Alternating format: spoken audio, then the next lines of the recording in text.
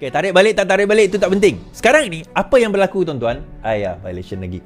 Apa yang berlaku adalah, adakah kemungkinan PAS boleh diharamkan? Okay. Adakah kemungkinan PAS itu boleh diharamkan? Ini saya nak bawa. Semalam saya bercerita tentang kesilapan besar kesilapan besar Menteri KDN sebelum ini, iaitu Hamzah Zainuddin, apabila dia tidak mengharamkan UMNO awal. Malam tadi ramai yang suka saya cakap macam tu kan. So malam ni saya nak beritahu, kalau sekiranya terbukti dua perkara. Pertama, dakwaan bahawa ada wang haram digunakan untuk menaja parti politik. Wang daripada sumber-sumber haram digunakan untuk menaja parti politik, maka daripada situ parti yang menerima dana tersebut boleh diharamkan. Okey, ni kita cerita. So apakah antara kemungkinan parti yang boleh diharamkan? Bersatu, ada kemungkinan PAS, tuan-tuan.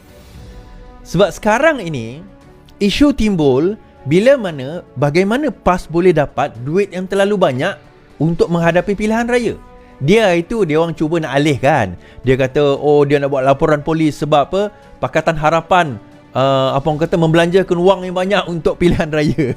Saya pengarah pilihan raya Parlimen Petrajaya Kuching Sarawak. Saya yang memilih calon untuk bertanding di Parlimen Petrajaya Kuching Sarawak. Saya yang decide dia kena bertanding. Kan, penyokong saya punya mula-mula jentera saya tak setuju. Dia kata, kau kena bertanding. Saya kata, aku nak bertanding. Macam mana aku kena gantung? Kan? Okey, kita cadangkan orang ni, so dia bertanding. Saudara Sopian. Saya pegang dana. Bukan saya lah, maksudnya saya ada jentera, saya pegang dana. Saya ada bendahari saya. Saya tahu berapa jumlah duit masuk. Saya tahu berapa banyak bendera kami dapat. Bendera kami dapat seminggu lepas penamaan calon, kami tak dapat lagi bendera tau. Nak bagi tahu bila the time saya antara yang awal dapat bendera ni seminggu selepas penamaan calon. Maksudnya seminggu lagi nak pilihan raya baru saya dapat baju, baru saya dapat bendera, baru saya dapat ke barang-barang. Itu pun tak cukup. Pas itu tanya pula tempat lain. Tempat kita orang tak sampai lagi sebab kawasan pedalaman. Pos pakai bas. Pos pakai kereta. Hantar kat dia orang mana yang kita boleh hantar pakai kereta, kita hantar pakai kereta. Kat mana yang dikatakan belanja kami banyak? Kat mana? 10 bendera dia, 20 bendera GPS masa tu, satu bendera kami, tuan-tuan. Kan? So saya tanya kawan saya dekat Semenanjung, sama juga. Cerita sama juga. Kan? Sama juga rupanya. Bendera tak cukup, bendera datang lambat. Benda tu semua berlaku. Dan nak membuktikan, kan, ada orang kata buka tabung lah. Nak membuktikan, walaupun kita ni pernah jadi kerajaan, kita tak sakau, tuan-tuan. Duit tu tak ada. Kan? Duit tu tak banyak. Of course lah, Anwar Ibrahim, adalah mungkin ada orang nak belanja ke, ataupun parti tu sendiri sponsor dia lebih sikit sebab dia presiden. Itu of course. Tapi dia seorang je lah. Yang lain ada 70 lebih calon PKR pada waktu itu. Saya tak boleh bercakap bagi pihak parti lain lah. Tapi PKR ada 70 lebih. Mungkin Anwar Ibrahim dia belanja lebih sikit sebab dia presiden. Tak apalah.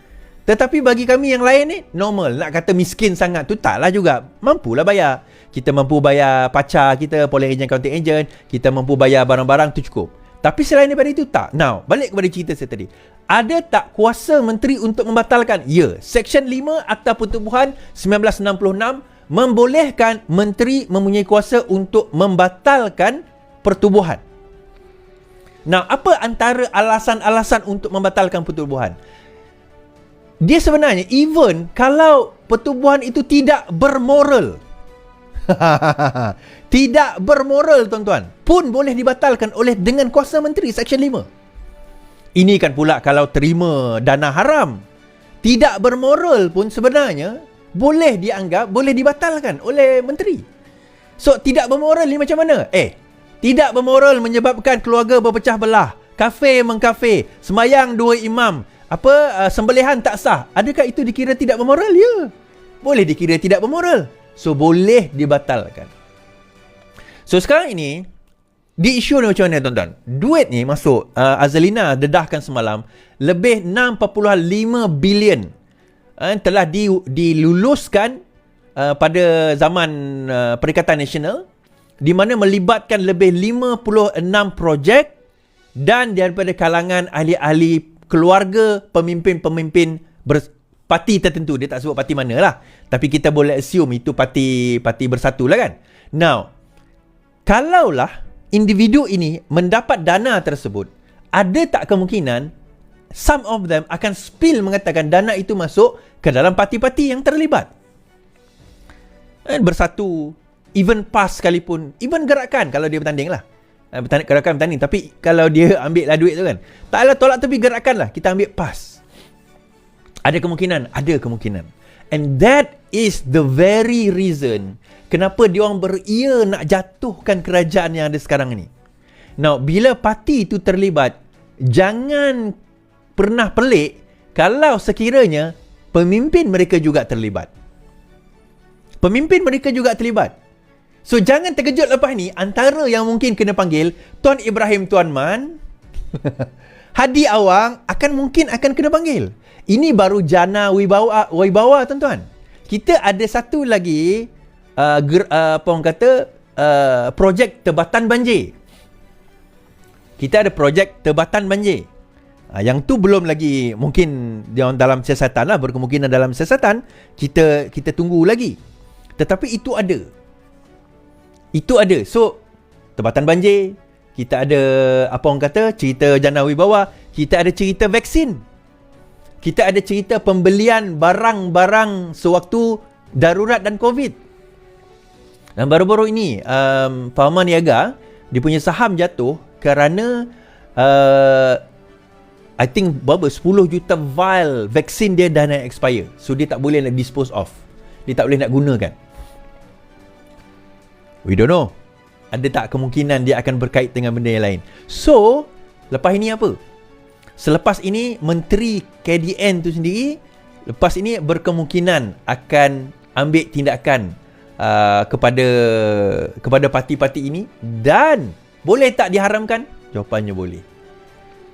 So, saya nampak, secara analisa saya lah, saya boleh kata that UMNO is now dia nak, sebelum ni dia lemas tuan-tuan, dia lemas, dia ni air, dia dah hampir nak jatuh dah ni. Okay, Bersatu atas ni, dekat atas kapal, yacht. Oh, dia mewah lah sebab dia kerajaan kan. So UMNO tu dia berjaya tekan. Dan bila PRU, UMNO tu memang down lah, tinggal 20 lebih kursi, campur BN 30 kursi. Now, dalam keadaan yang ada sekarang ini, things are going terbalik. Kapal Bersatu sekarang ni dah nak collapse. So sekarang ini dah nak naik balik. Terima kasih 8,000 yang menonton saya di YouTube dan Facebook. Dah nak naik balik. Okay, dan 1,000 di TikTok dan Twitter. UMNO nak naik balik. Kalau UMNO dan Zahid bijak dan pandai, dia akan boleh tenggelamkan terus Bersatu. Now, kalau Bersatu diharamkan, adakah semua ahli parlimen Bersatu itu akan hilang jawatan? Tak. Okay, kita kena faham. Parti boleh diharamkan, tetapi mereka akan kekal sebagai ahli parlimen, cuma tidak berparti. So, cara dia nak buat macam mana? Dia boleh buat parti baru, dia boleh jadi bebas, itu terpulang kepada dia. Dan benda ni bukan tak pernah berlaku. UMNO pernah diharamkan, dan UMNO pada tahun 1988 buat UMNO baru seperti mana yang kita tahu sekarang ini. Jadi itu yang berlaku. So, itu boleh. Dan bila saya kata semalam UMNO tidak jadi diharamkan, surat yang tular itu, saya kata Hadi checkmate. Bila surat yang tular itu, Menteri KDN kata, nope, bidang kuasa saya, upon my discretion, Section 5, mengikut budi bicara menteri, tidak dibatalkan, boleh diteruskan. Ada orang tak puas hati. Jadi bila ada orang tak puas hati, apa kata Safruddin Nasution? Dia kata, UMNO dikecualikan, ahli tak puas hati boleh bawa ke mahkamah. Keputusan memberi pengecualian kepada UMNO mengikut Seksyen 70 Akta Pertubuhan berhubung pemilihan parti itu adalah terpakai, kata Menteri Safruddin Nasution. Safruddin berkata, sekiranya ahli UMNO yang membawa isu itu sebelum ini tidak berpuas hati dengan keputusan, mereka boleh membawa ke mahkamah. ahli parti setelah membawa kes ke ROS dan ROS memberi satu keputusan ataupun menteri telah membuat keputusan dan dia tak puas hati, dia boleh bawa ke mahkamah. Prosesnya dia kena angkat asas kenyataan dia, sediakan affidavit, kemudian pihak siapa dinamakan sebagai defendant. Okey, saya nak ajar sikit Kalau orang UMNO nak bawa perkara ini ke mahkamah, dia tak boleh bawa UMNO. Kalau dia bawa UMNO ke mahkamah, dia boleh dilucutkan jawatan kerana tidak boleh seorang ahli parti mengheret partinya ke mahkamah. Okey. Tetapi apa yang dia boleh buat? Dia boleh heret ROS ke mahkamah. Dia boleh heret ROS ke mahkamah. So dia boleh kata ni tak betul berdasarkan ini, berdasarkan itu. Tetapi percayalah, saya boleh bagi tahu keputusan, save your money. Mahkamah akan kata itu bidang kuasa menteri, terpulang kepada menteri. Because section 5 jelas di dalam Akta Pertubuhan, menteri mempunyai kuasa yang amat luas nak membatal atau tidak membatal atau membenarkan apa perkara yang berlaku dalam mana-mana parti. Saya bagi contoh. Ada yang kata, ya ke Is? Saya bagi contoh. Tuan-tuan tahu tak bahawa parti ni dia kena mengadakan pemilihan parti 3 tahun. Setiap 3 tahun wajib buat. Kalau dia tak boleh buat, dia kena apply dengan ROS tambah 18 bulan. Betul? Okey. UMNO dah lepas dah 3 tahun campur 18 bulan tu. Tetapi Hamzah Zainuddin menggunakan kuasa dia membenarkan pemilihan parti 6 bulan selepas PRU. Mana datang kuasa tu? Itu kuasa menteri yang sangat luas. Okey? Menteri itu sangat luas.